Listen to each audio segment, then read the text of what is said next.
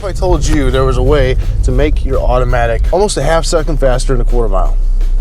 What if I told you there was a way to make your car faster at any miles per hour you're driving when you hit the gas? What if I told you there's a way you could put 3 to 4 car lengths on a Coyote right off the line?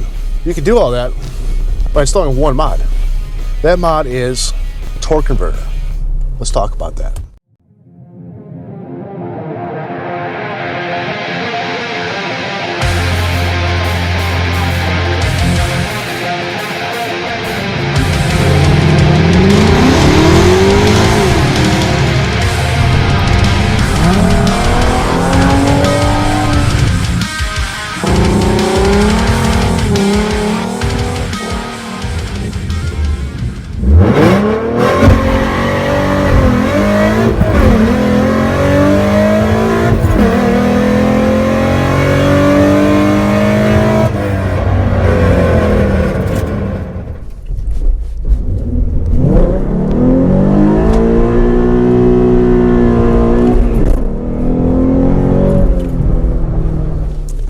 Posted up yesterday in the Cyclone Mustang Facebook group, the 3.7 liter Cyclone Mustang Facebook group, about torque converters. I was talking to a guy, buddy of mine, Justin Murphy, who just cracked 12.9 in the quarter mile. An automatic, that's awesome.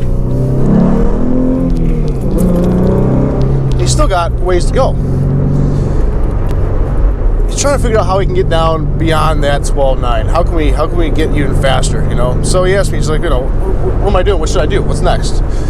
He was looking at getting a set of like full exhaust, long tubes and all that. And I think I may have talked him out of it into a torque converter. I don't know if I did. I did, okay. Well, I may have actually talked him into getting a torque converter. Which is why I'm gonna make this video about torque converters. There's a big difference between the stock torque converter and a 6R80 transmission. Again, this video applies only to automatics. There's a big difference between the stock one and an upgraded one that you can put in, say like from Circle D. If you want to get off the line faster than just hitting the gas, RPMs climb up to 2,000, and then you start going, there's always that lag, that delay when you hit the gas and you want to get going. And you can only press the brake and the gas and stall it up to maybe at the most 2,000, somewhere around there. Which isn't a lot to get you going off the line. And even when you don't have to brake and punch it, it's still got that lag before it starts going, which when you're drag racing will eat you alive off the line. If you're racing somebody else that's got a manual or someone else with an upgraded torque converter and automatic, it will make you lose almost every time. So for about $1,200, you can pick up a torque converter. I'd recommend Circle D brand. I'll leave a link in the description if you guys want to check it out. You will take a car that say goes 13 flat in a quarter mile, say a full bolt-on Cyclone, and you'll take that quarter mile time and you'll drop it down almost a half a second to 12.5. Your 60 foot is going to go from a 1.9 or 2.0 down to potentially a 1.6, maybe even faster, 1.5. It is single-handedly the best upgrade you can do for an automatic car. It's better than long tubes. It's better than any full bolt-on mod you can do. Now, I can't say it's better than a tune because you have to have it tuned if you're going to run a stall so that it shifts properly. But I feel like it's the most overlooked mod for almost all automatic guys in the 3.7 world. Now, the guys in the Coyote world, a lot of them are more competitive drag racers, and they do a lot more performance mods than, say, the 3.7 world. The 3.7 guys do a lot more cosmetic mods, and there's a select few that really try and push their cars with the automatics. So that's why after talking to Justin, you know, trying to see if I could help him get his car to go even faster with some advice, torque converter is, of course, the first thing on the list. Install shouldn't be too bad. If you're looking at a few hours, it's hard to say because I don't know everybody's mechanical skill. It's probably something I wouldn't tackle in my driveway. I've got a lot of mechanic friends though, because that's part of the people I work with are all mechanics. So I just go over to their house and have them do it, pay them a little, you know, give them a case of beer or something like that. But definitely torque converter upgrade. I'd recommend going with 3C or 4C. Smokin' Stanley. If you guys remember Smokin' Stanley from back in the day, he ran one of the quickest automatic quarter mile times in a 3.7, and he had a 4C Circle D in there. If you've never seen him run, I'll show you a clip right now, and pay attention to how fast his car gets off the line. Here's a clip of it.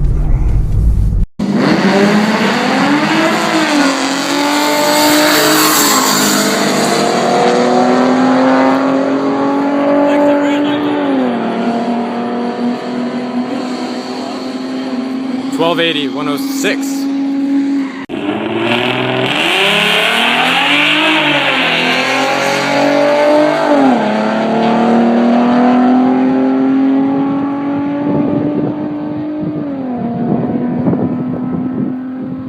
$12.64, 107.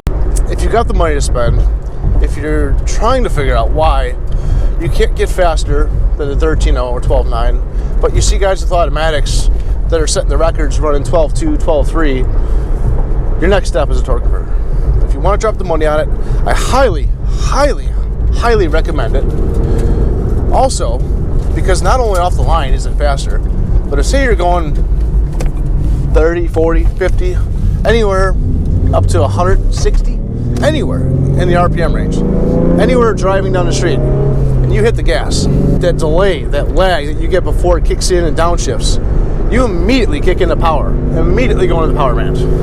Now, the higher stall size you have, the more your RPMs are going to stall up when you hit the gas. Now, say you're launching, braking, gas on, okay? You can now stall your car up to, say, 3, 4, 4,500, somewhere around there, depending on what size stall you get. The bigger the stall, the higher the stall speed when you're launching. Also, the downside to that, though, when you're daily driving, the higher the stall speed, the higher your RPMs are going to ride in the power band until the torque converter locks up.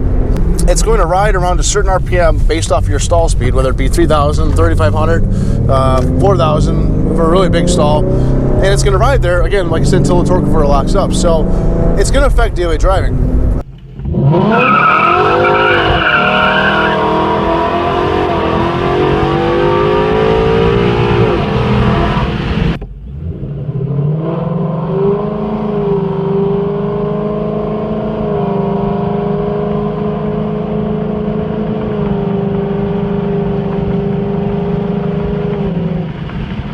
People that I've talked to that have torque converters on their cars don't mind it at all, and they say it's actually not bad. It's actually more fun, a lot more fun to drive. Gas mileage might suffer a little bit. However, anytime you start modding a car to be competitive, gas mileage should not be on the top of your concerns. But it's not that bad, actually. It's really not. It's livable. But making up for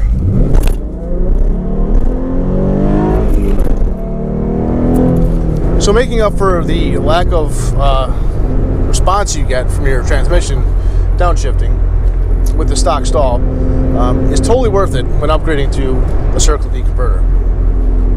Now, this video is not sponsored by Circle D. Circle D doesn't even know who I am. But I'm making this video to try and help a lot of you guys out with automatics who are really looking for that extra oomph without going forced induction. Now, if you add a turbo to this kit, you're going to want to go with a smaller stall speed. Now, for your exact build, you're going to want to message them on there and ask them for their recommendations on which specific stall you should get. Don't just pick any one that you think is good. I highly recommend that you talk to them first, message them, and see what they have. They also have certain converters which are not available readily on their website. You have to message them and they can tell you about them.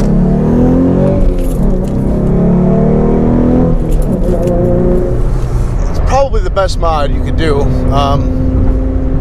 It was the next thing I was going to do on the 5.0 before I traded in. Overheaders, it really is. It's a better mod than full exhaust. It's a better mod than anything. There's nothing else that's going to make you that fast on a naturally aspirated setup with an automatic. There's no really other mod you can do because you can do all the power mods in the world. You could be pushing 500 horsepower. If you're still on a stock stall, you're still going to drag ass off the line. When you get competitive and you start racing other people that are really fast, majority of them at the track are going to have upgraded torque converters. So right away, you're at a disadvantage. So I hope that kind of clears up some information for you guys on torque converters, how they benefit, where you can get them, how much they cost, which ones to get, and maybe we'll start seeing some more 3.7 liter Mustangs with torque converters in them soon. we'll have to see.